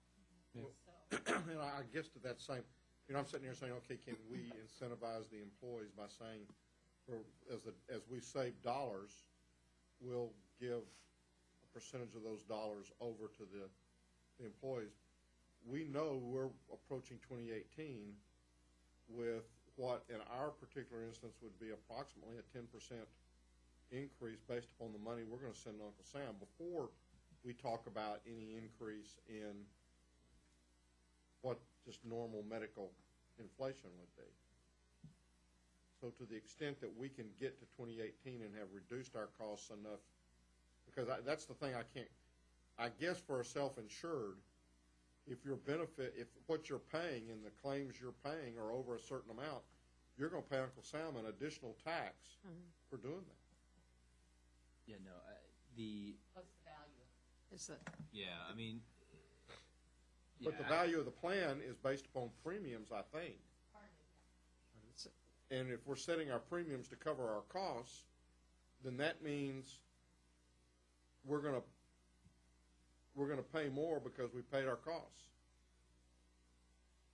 I guess my point was that what you're saying, Jeff, you can actually really push out on the wellness side and find ways to counteract the other tearing down that may have to come.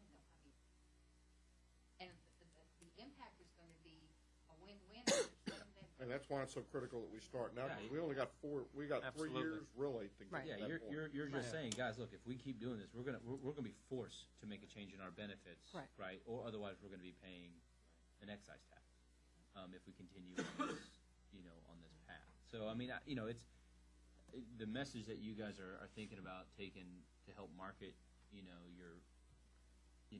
this program is spot on. I mean, I think there's absolutely. I think you've got to help people understand, because I don't think they do. I think if you went out and grabbed an employee off the street, and said, who provides your health insurance, they would say United Healthcare. I mean, that's the name on their ID card. That's what they're going to say. But most of them are not going to. And maybe I'm wrong. Maybe you guys stress this at open enrollment, but I think the average person thinks they're buying an insured product in the same way that they buy car insurance. And so I think, helping people understand that they're all in this together, I think that's important. My understanding is that wellness doesn't include just physical health.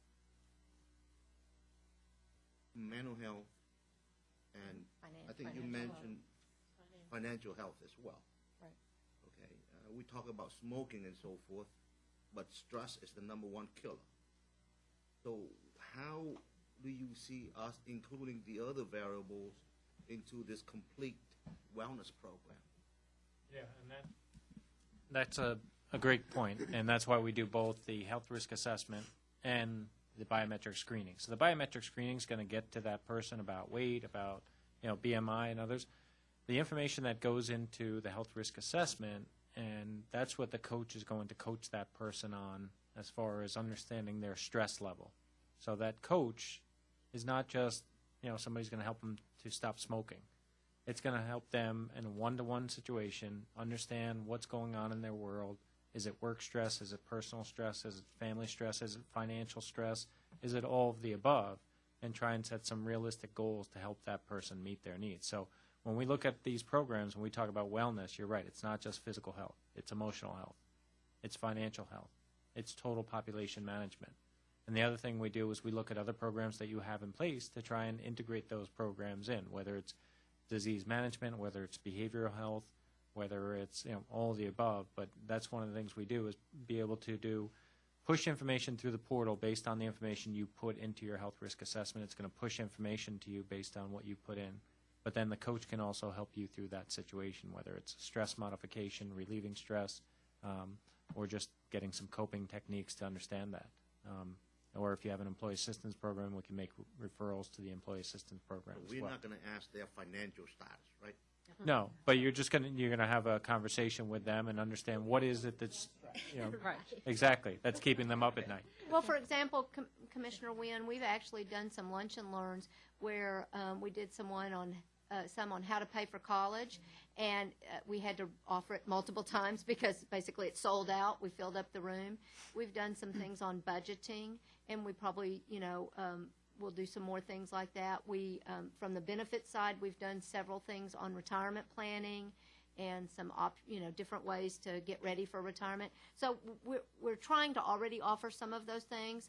I know, MHN, we do some stress things through our staff development program, and so we do have some of those, and we may need to beef those up a little bit, but we do already have some of that going on. Today you have employees that call the EAP. Oh, yeah. They're just not aware they're getting help with financial Absolutely. stressors, if it's causing them stress, et cetera.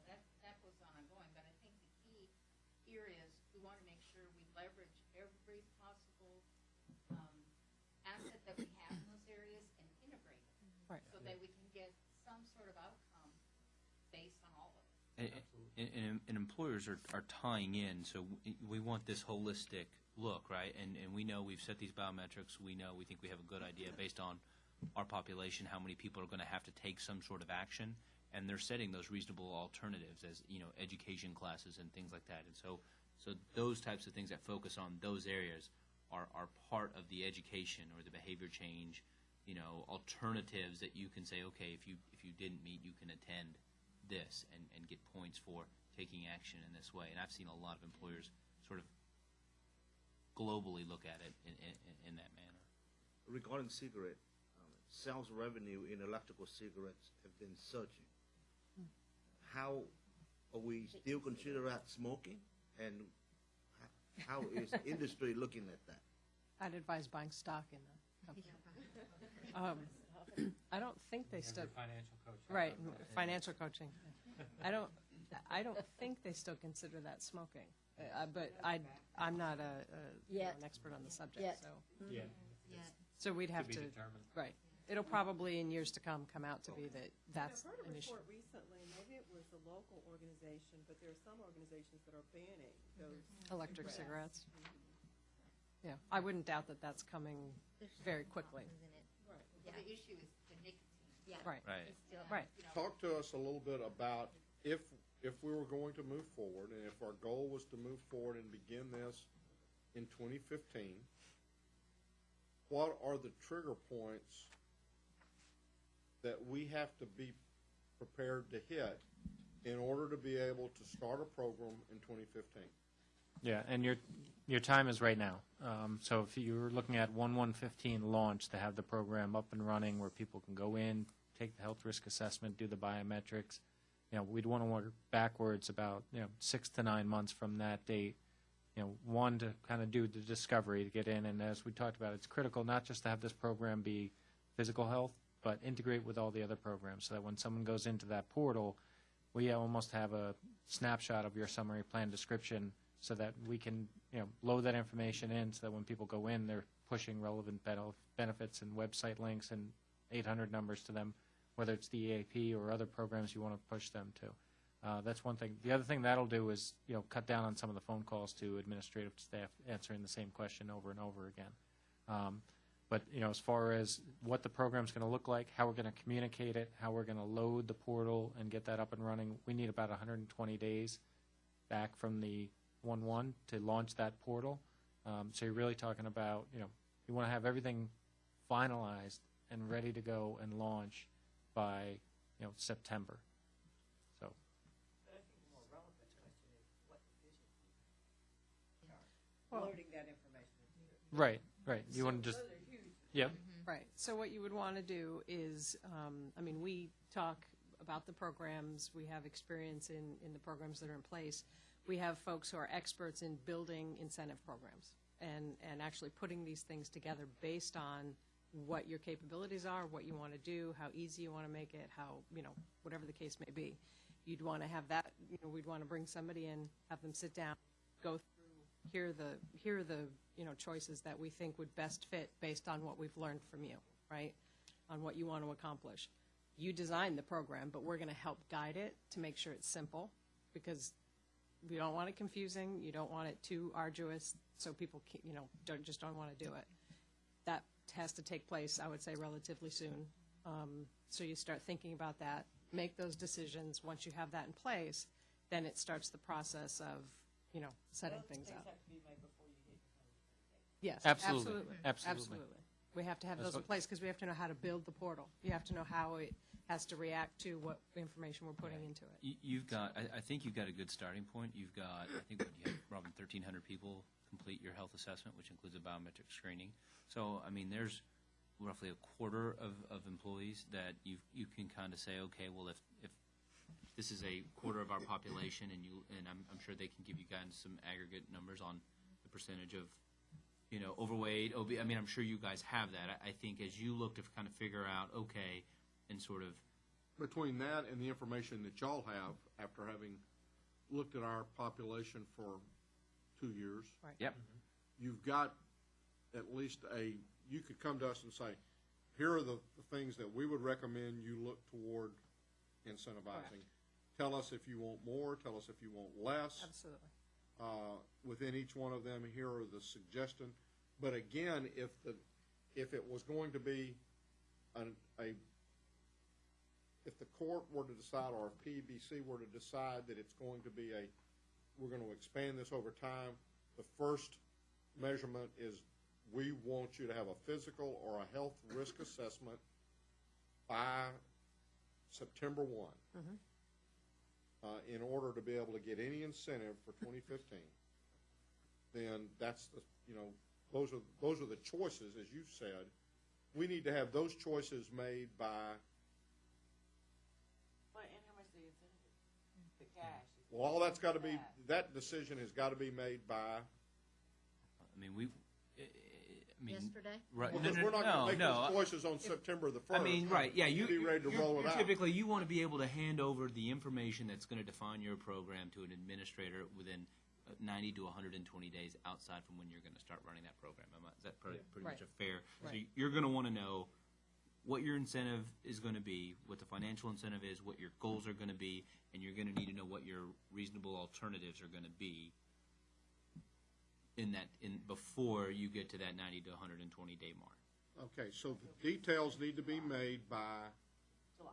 You're saying it's not September June 1st. or September July. by September the 1st. You're saying you've got to have everything done. Right. Right. Or whoever's putting this program together. Exactly. In order for your folks to get everything done by September 1, are we now looking at July? Are we now looking at June? Or June.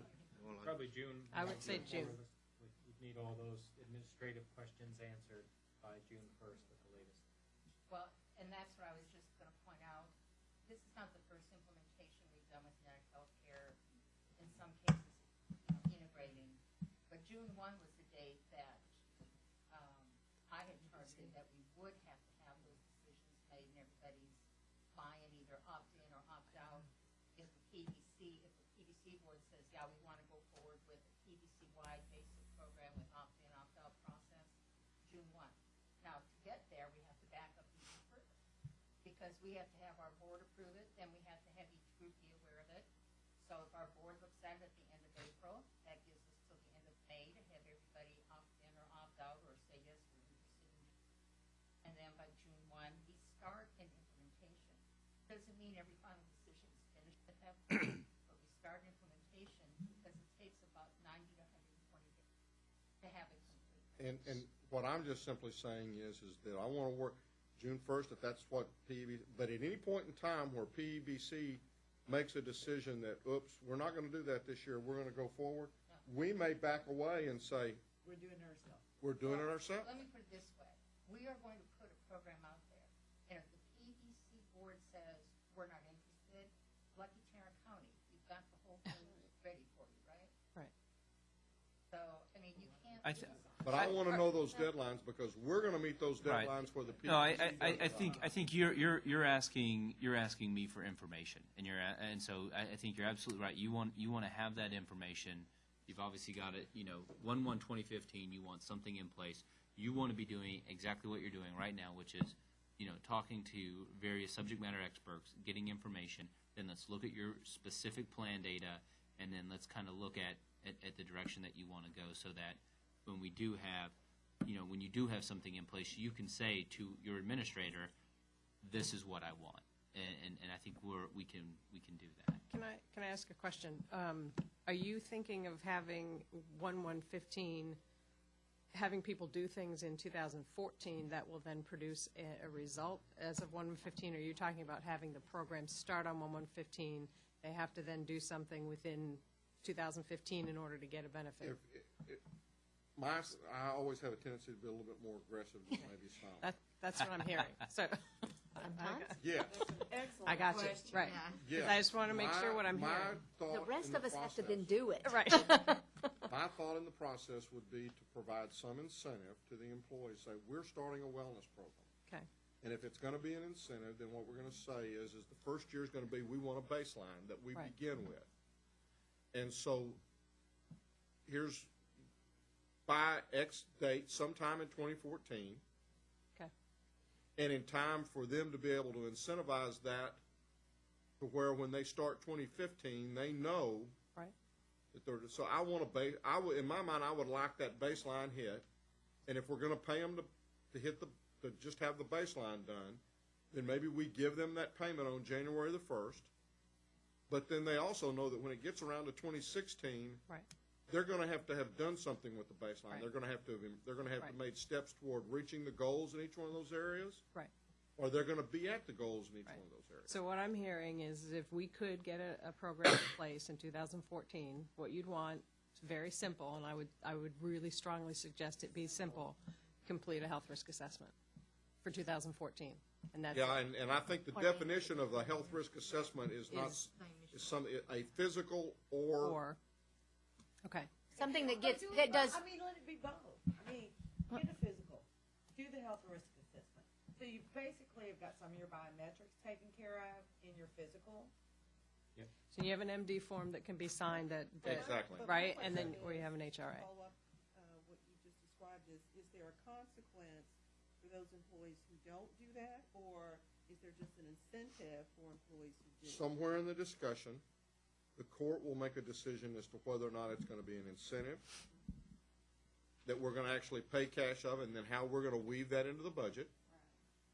Or do we increase all of our premiums and then reduce those premiums back? Or do we increase the premiums and then give you that cash back if you do that? Or do we simply penalize? Now, I've heard everybody say incentives are better than sticks.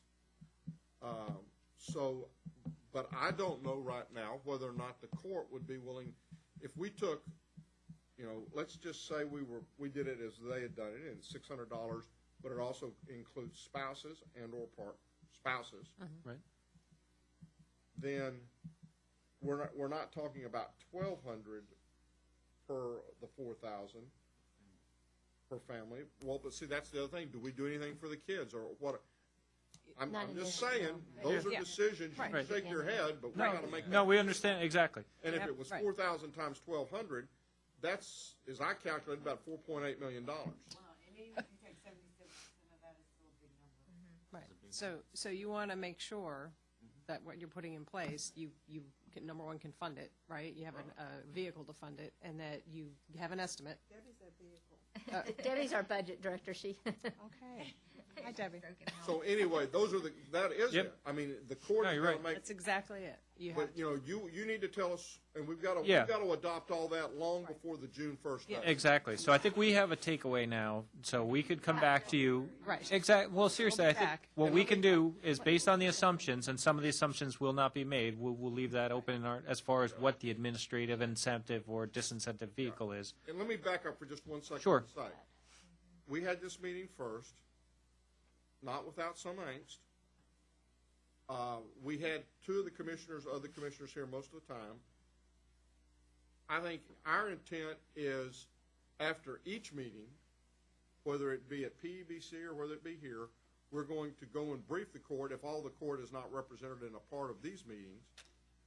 And from this point forward, I would expect that these meetings will be rolled into the PEBC meetings until such time as we think they stumble. At which point in time, if they stumble, or if one of the board of one of the other entity causes them to stumble, then we're going to jettison them, and we're going to be right back in here. But let me say, Judge, I think if we don't do it as part of the PEBC, we may be subject to doing an RFP and selecting a vendor that will offer services. That's my understanding if it's not through the PEBC. Let me just say this, Judge. We don't know that, we just have to ask that question. Right, If right. let's think of worst case scenario.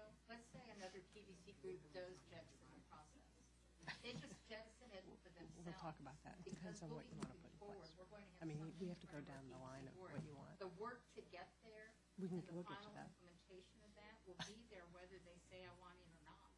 All we want our board to approve is that we're going to have this more rigorous wellness program. These are the basic components. We'll talk a little bit about some of the things. It's all fine and good, but one county can stop that from happening and can stop the entity from happening. Well, that's absolutely correct. Yeah. But I can tell you, I highly doubt they're going to do it. They're pushing. Not the whole population.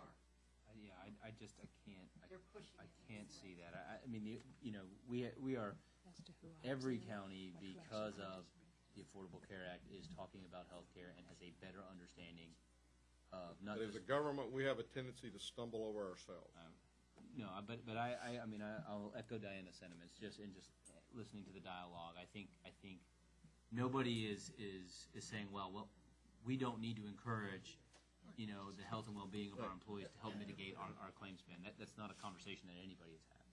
I want to make a couple points. A moment ago, Diana said that the PEBC board is going to create a wellness program, and then the different entities can opt in or opt out. And then I also heard you guys said that it is important that we customize the wellness plan to fit the needs of that particular population. To me, you can't have one blanket, one-size-fits-all program, and then on the other hand, we got to customize a program. So help me understand that. The second point I want to make is whichever plan and however we're going to do it, I think it's essential that we take the time to get the buy-in of the department heads, especially of the elected officials. I see that as a critical factor to make this program work. So I just want to make those 2 points. So I'll address your first question. So I think there are some fundamental, there are key fundamentals that are going to be shared across anybody who steps into this. You want a health assessment, you want some form of either a biometric screening or to encourage a physical, and then you have to have reasonable alternatives. Those are really the 3 things that you have to have as an organization. I can't see a lot of variation in the first 2. I really can't. I think you may set your biometrics differently depending upon the makeup of that, but that's not something that any administrator wouldn't be able to differentiate because you guys are all set up as your own entity. There's no shared risk. So, I think I don't want there to be concern. I think understanding the way that the market, and these data aggregation tools and the different things that are in place for you to be able to say, okay, here are our biometric targets that we want as Tarrant County, and here are the reasonable alternatives that we want to track as Tarrant County. This is our program. Please put it in place. Well, but the thing to remember is, to your point, Commissioner, you all have your own population. And so, just like Dennis said, the biometrics may be adjusted a bit based on what stage of life everybody's in, et cetera. But there will still be one set of alternatives that the groups can pick from.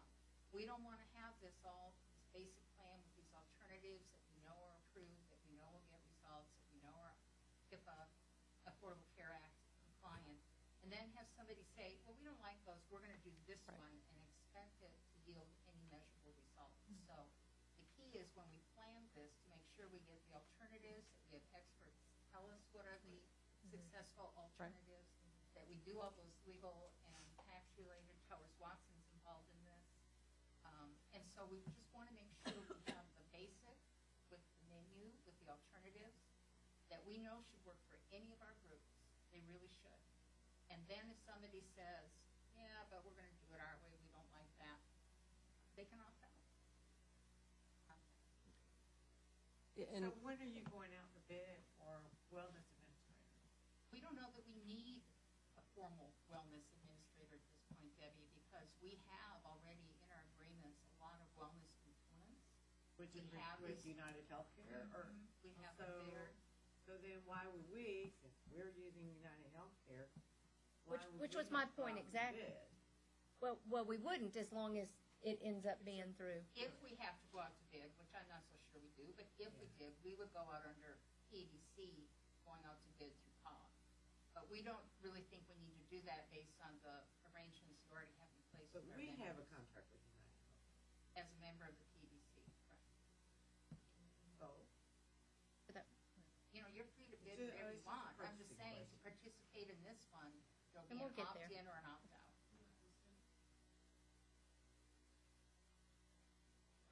It just, I mean, I think it's important that you take a look at data, you kind of make some determinations on what you want to offer. I mean, that's the most important thing, and then once you kind of figure out where you think you want to go, then it's time to kind of look at, okay, well, what are the pricing implications if we do these certain things? Right. I have one follow-up question, just because, and again, I think this is probably down the road, because we talked about it early on, and that is, at what point in the program, if turns out to be a multiple-year program, which it sounds like it will be, at what point is it effective to bring in dependents, right, to bring in the dependents of those employees? In the case management studies that you shared with us, did those entities have their dependents involved on the front end, or did they involve their dependents down the road? What have you seen? Yeah, all the ones we've talked about, the dependents have been down the road, and they've managed it that way, as opposed to the front-end wellness programs And that is we're that talking about. primarily because most of them you're thinking about are kids, and the health issues related to the kids Exactly. are not so much, or minimal, and therefore it just doesn't, it's not cost-effective to. Exactly. I mean, it's not things that the kids' decisions are impacting, like an But more adult. and more, we're talking about obesity as being Exactly. one of the Well, it's major. like if you're addressing the obesity of the parents, then you're Well, I was almost gonna say, automatically doing the. There comes Right, that yeah. BMI Right. again. A healthy Exactly. mom and dad means healthier kids. Exactly. Has everybody kind of asked the questions that you would like to have asked as we've kind of gone through this process? Anybody got any burning questions that? Has this differential in premium for smokers, has that been tried in court anywhere? Has anybody tried to sue that you know of? Says the 2-pack-a-day smoker. Yeah. Which, by the way, I'm all for paying more money. But I'm just wondering, I'm concerned if that's ever been, if somebody's, I'm trying to remember. I think there was a court case where an employer actually was firing people who smoked, and I believe that went to court. And I don't believe. I don't believe if you put a program in place that says if you quit smoking, you'll earn an incentive. If you don't quit smoking, right. you don't. There's nothing. You didn't gain or lose anything. It's not an offense that I believe can be taken to court. I'm not a lawyer, but. Now we have rules that say you have to have the alternative to show why you couldn't quit, and if you don't, you should not offer the difference. Or didn't want to quit. Right. Because you may violate ACA if you don't. Right. Right. Yeah, no, I think those are Yeah, they're those are good legal questions. that are kind of outside. And we have folks who have done nothing but read the ACA from front to back and back again, and they will be able to come in and also, when you're figuring out what kind of program you want, tell you exactly what complies with ACA, what doesn't. If you want to do something, they can say, wait a minute, you can't do that because. So we have those experts as well that will be able to guide you in that respect. Those are exciting people. Oh. Life of the party. Life of the party. Exactly. Now they're reading the 200,000 Right. pages of regs. Right. Exactly. On plan design, and their national medical director, who's tied all together, as well as Dr.